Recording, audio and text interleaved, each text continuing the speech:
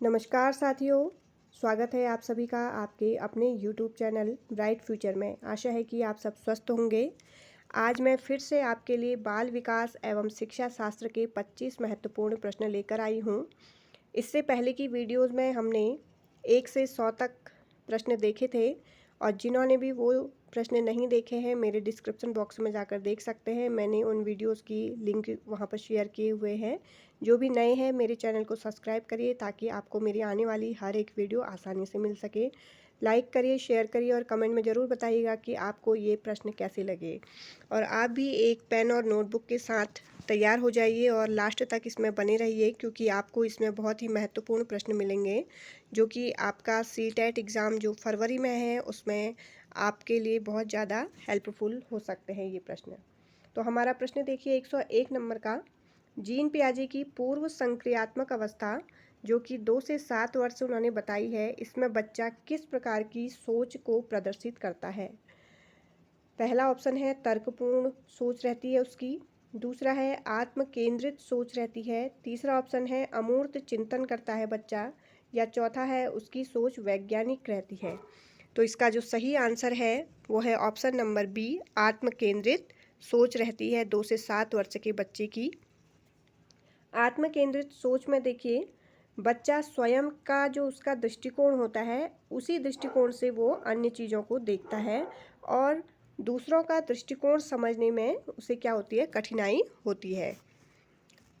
102 number का जो प्रश्न है, जब कोई बच्चा अपने मित्रों की नकल करके सीखता है तो यह किस अधिगम से जुड़ा हुआ है। ऑप्शन देखिए प्रचालन अधिगम, बी है अनुभवात्मक अधिगम, सी है संज्ञानात्मक अधिगम और डी है अनुकरण अधिगम। तो इसका तो आप सभी को आंसर मालूम होगा कि जब बच्चा अपने दोस्तों या अपने बड़ों से कोई नकल करके चीज़ सीखता है तो उसे बोला जाता है ऑप्शन नंबर डी, अनुकरण अधिगम। इनमें से बहुत सारे प्रश्न पिछले एग्जाम में आ चुके हैं। 103 नंबर का जो प्रश्न है, रचनावादी दृष्टिकोण में शिक्षक की भूमिका क्या है। ऑप्शन देखिए ज्ञान देने वाला, बी है मार्गदर्शक और सहायक रहते हैं टीचर, सी है दंड देने वाला और डी है नियंत्रक। तो इसमें से दंड देने वाला तो बिल्कुल ही नहीं होगा। और इसमें देखिए जो इसका जो सही आंसर है वो है ऑप्शन नंबर बी, टीचर कैसे होते हैं रचनावादी दृष्टिकोण में, एक मार्गदर्शक और बच्चे के सहायक होते हैं। 104 नंबर का, सीखने का सबसे अच्छा तरीका है करना, किसका विचार है। ऑप्शन देखिए जीन पियाजे का, जॉन डीवी का, स्किनर का या कोहलबर्ग का। तो सीखने का सबसे अच्छा तरीका है करना, ये जो विचार है ये है option number B, John Dewey का। 105 नंबर का जो प्रश्न है देखिए, लेटेंट लर्निंग का अर्थ क्या है। ए ऑप्शन तुरंत दिखाई देने वाला अधिगम, बी है छिपा हुआ अधिगम जो बाद में प्रदर्शित होता है, सी केवल रटना और डी केवल अनुकरण। तो इसमें जो सही आंसर है इसका वो है ऑप्शन नंबर बी, छिपा हुआ अधिगम जो बाद में प्रदर्शित होता है। 106 नंबर का जो प्रश्न है, जॉन डीवी किस शिक्षा दर्शन से संबंधित हैं। ऑप्शन देखिए प्रकृतिवाद, बी है आदर्शवाद, सी है प्रगतिवाद, डी है यथार्थवाद। तो जॉन डीवी ये ऑप्शन नंबर सी, प्रगतिवाद शिक्षा दर्शन से संबंधित हैं। इन्होंने किस पर बल दिया है, अनुभव, प्रयोग और करके सीखने पर। 107 नंबर का जो प्रश्न है, शिक्षा जीवन की तैयारी नहीं है बल्कि शिक्षा स्वयं जीवन है, यह किसका कथन है। रूसो का, डीवी का, विवेकानंद का या अरस्तु का। सही आंसर है इसका option number B, John Dewey का। 108 नंबर का जो प्रश्न है, महात्मा गांधी की शिक्षा पद्धति नई तालीम मुख्यतः किस सिद्धांत पर आधारित है। ऑप्शन देखिए धार्मिक शिक्षा पर आधारित है, कार्य एवं श्रम आधारित शिक्षा है, सी है परीक्षा आधारित शिक्षा है और डी है दंड आधारित शिक्षा है। तो इसका जो सही आंसर है वो है ऑप्शन नंबर बी, कार्य एवं श्रम पर आधारित शिक्षा है महात्मा गांधी जी की। 109 नंबर का जो प्रश्न है, मनुष्य केवल तर्कशील पशु है, यह कथन किस दार्शनिक का है? प्लेटो का, अरस्तु, रूसो, जॉन डीवी। तो सही आंसर है इसका ऑप्शन नंबर बी, अरस्तु का। 110 नंबर का जो प्रश्न है देखिए, भारतीय शिक्षा में सामाजिक बुराइयों को दूर करने पर किस दार्शनिक ने सबसे अधिक बल दिया? विवेकानंद, टैगोर, गांधी, अरस्तु। तो सही आंसर है इसमें option number C, Gandhi ji का।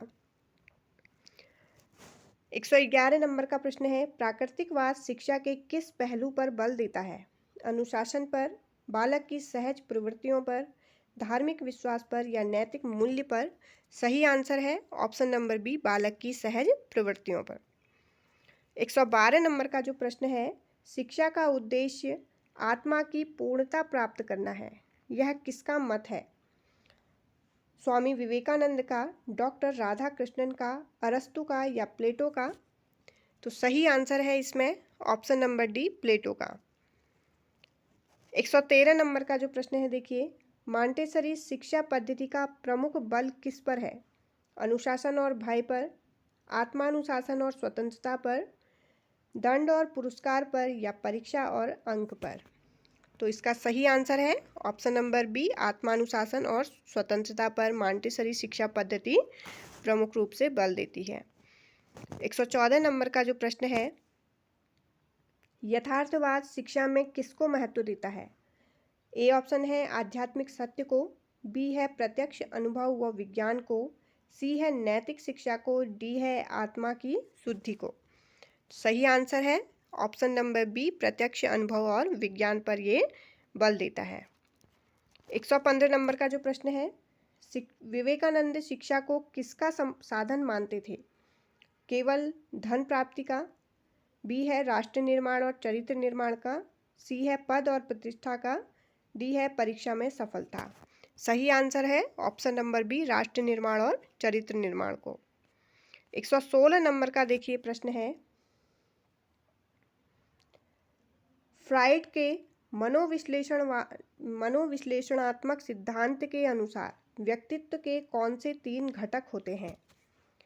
ए ऑप्शन है id, ego, super ego, B है कॉन्शियस, अनकॉन्शियस, सबकॉन्शियस, सी है nature, nurture, environment, thinking, feeling and doing.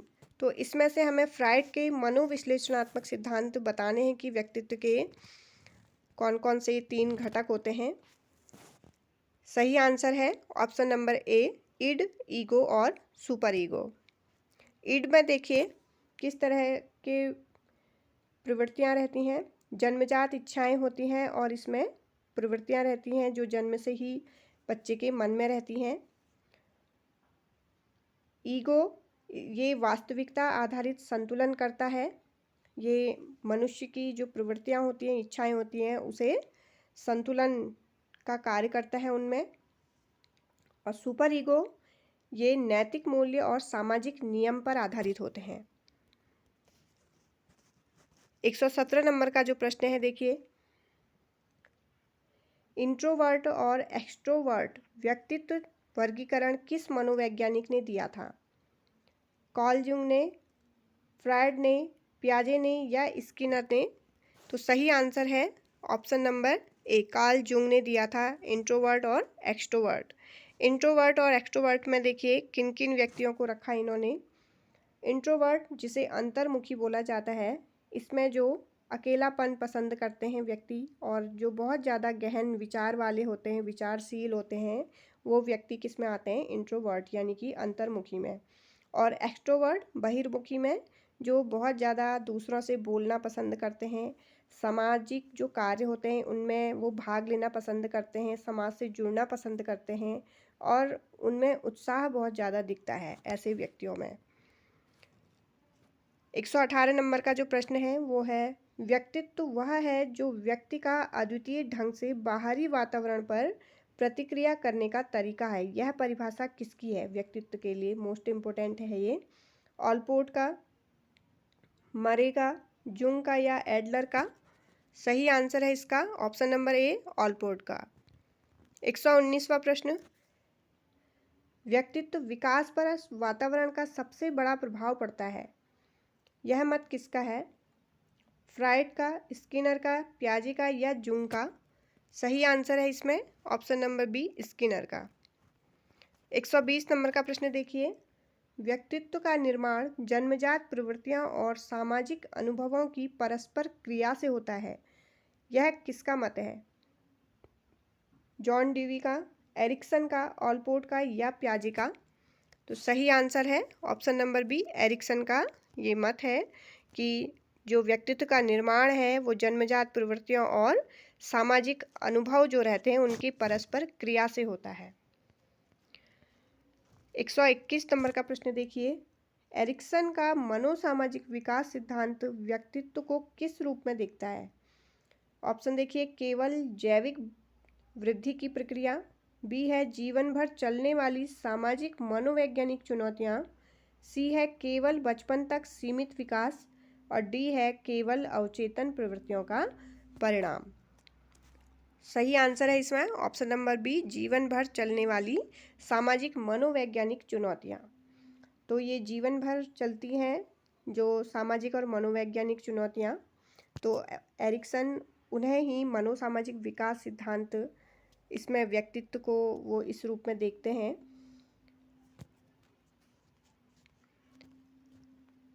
Ericsson ने 8 मनोसामाजिक अवस्थाएं दी हैं और प्रत्येक अवस्था में उन्होंने बताया है कि व्यक्ति को संकट और उसका समाधान क्या होता है, झेलना होता है और उसी से व्यक्ति के व्यक्तित्व का निर्माण होता है, या जिन संकटों को झेलने से उसके व्यक्तित्व में निखार आता है और ज़्यादा वो विकास की ओर बढ़ते जाता है वो व्यक्ति।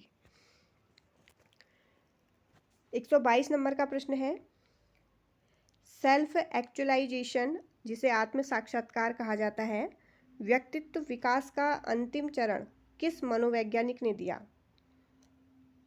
तो मैस्लो ने दिया, एडलर ने, फ्रायड ने या जुंग ने? तो सही आंसर है इसका ऑप्शन नंबर ए, मैस्लो ने।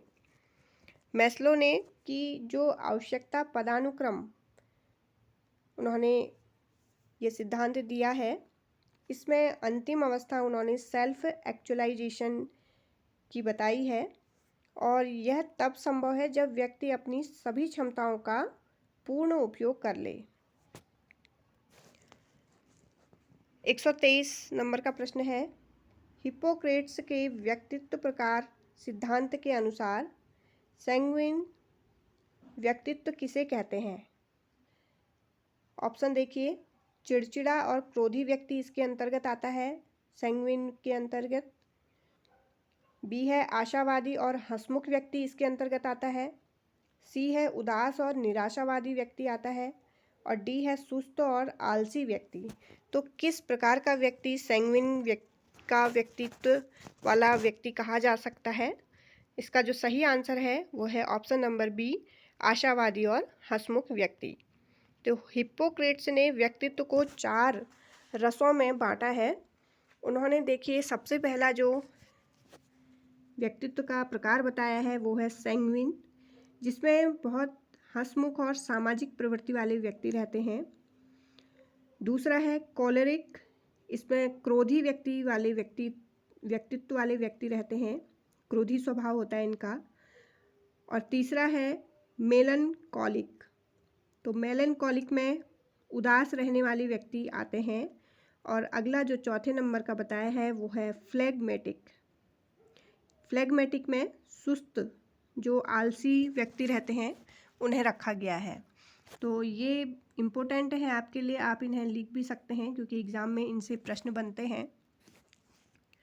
124 नंबर का प्रश्न देखिए, व्यक्तित्व का निर्माण 8 मनोसामाजिक अवस्थाओं से होता है, यह किस सिद्धांत में बताया गया है?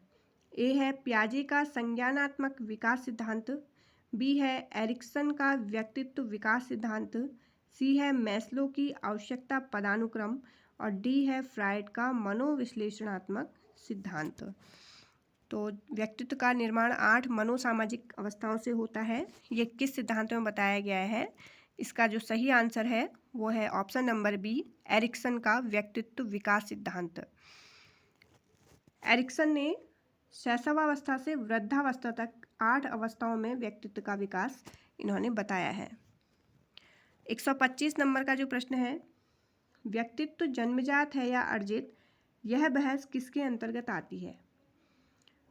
ऑप्शन देखिए, प्रकृति बनाम पोषण विवाद, बी है विकासात्मक अवस्थाओं का विवाद, सी है शिक्षा बनाम समाज विवाद और डी है बुद्धि बनाम प्रतिभा विवाद। सही आंसर है ऑप्शन नंबर ए, प्रकृति बनाम पोषण विवाद के अंतर्गत ये रहता है कि व्यक्तित्व जन्मजात है या अर्जित। तो आज के ये प्रमुख 25 प्रश्न हो चुके हैं हमारे। कल मैं इसके आगे के 25 प्रश्न लेकर आऊँगी, आप उस वीडियो में भी जुड़े रहिएगा। मिलते हैं मेरी नेक्स्ट वीडियो में, तब तक के लिए जय हिंद, जय भारत, धन्यवाद।